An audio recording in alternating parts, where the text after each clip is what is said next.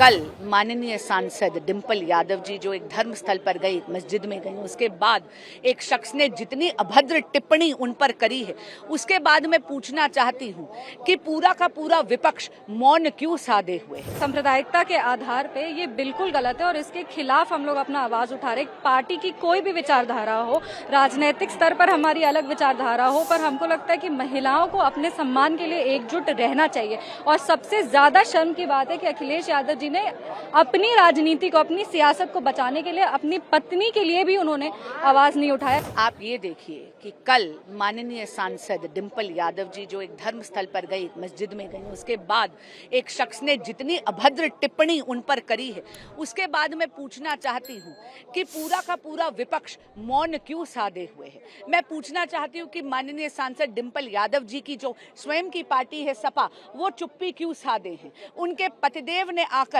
इस बयान का खंडन क्यों नहीं करा। संस्कृत में कहा जाता है मौनम स्वीकृति लक्षणम। मैं पूछना चाहती हूँ, क्या आपकी तुष्टीकरण की राजनीति एक महिला सांसद की डिग्निटी, उनके सम्मान से बढ़कर हो गई है क्या।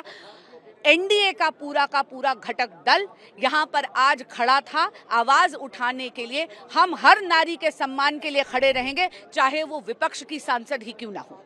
जिस तरीके से एक महिला सांसद को बदनाम किया गया, एक सांप्रदायिकता के आधार पे, ये बिल्कुल गलत है और इसके खिलाफ हम लोग अपना आवाज उठा रहे। पार्टी की कोई भी विचारधारा हो, राजनीतिक स्तर पर हमारी अलग विचारधारा हो, पर हमको लगता है कि महिलाओं को अपने सम्मान के लिए एकजुट रहना चाहिए। और सबसे ज्यादा शर्म की बात है कि अखिलेश यादव जी ने अपनी राजनीति को, अपनी सियासत को बचाने के लिए अपनी पत्नी के लिए भी उन्होंने आवाज नहीं उठाया। जिस तरीके से शायद रजनी जी ने डिंपल यादव जी के बारे में बोला है, वो बिल्कुल भी एक्सेप्टेबल नहीं है और उसके खिलाफ हम लोग अपनी आवाज उठा रहे हैं। जिस तरह से बयान आया है, समाजवादी पार्टी चूंकि समर्थन नहीं कर रही है, कोई वक्तव्य नहीं दे, इसलिए एनडीए के सांसद उनके समर्थन में आए हैं।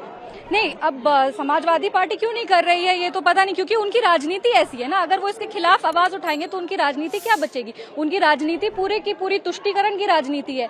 अब अगर वो अपनी ही लीडर के लिए आवाज उठाएंगे, उसमें भी अगर उनका वोट बैंक डैमेज हो जाएगा, तो आप समझिए कि अपने नेता के लिए भी ये लोग आवाज उठाने को तैयार नहीं है। इसीलिए एनडीए हमेशा नारी सम्मान में है। वो किसी भी राजनीतिक विचारधारा के हो, नारी का सम्मान सर्वश्रेष्ठ है और नारी का सम्मान के लिए एनडीए हमेशा खड़ा है। ऐसी टिप्पणी करना बहुत ही शर्मनाक बात है। और जब वो महिलाओं की प्रतिनिधि हो, जनप्रतिनिधि हो, सबसे बड़ी पंचायत की सदस्य हो, ऐसी टिप्पणी करना, तो आप ये सोचिए कि आम जो महिला है उसके लिए क्या हम इस समाज में संदेश दे रहे हैं।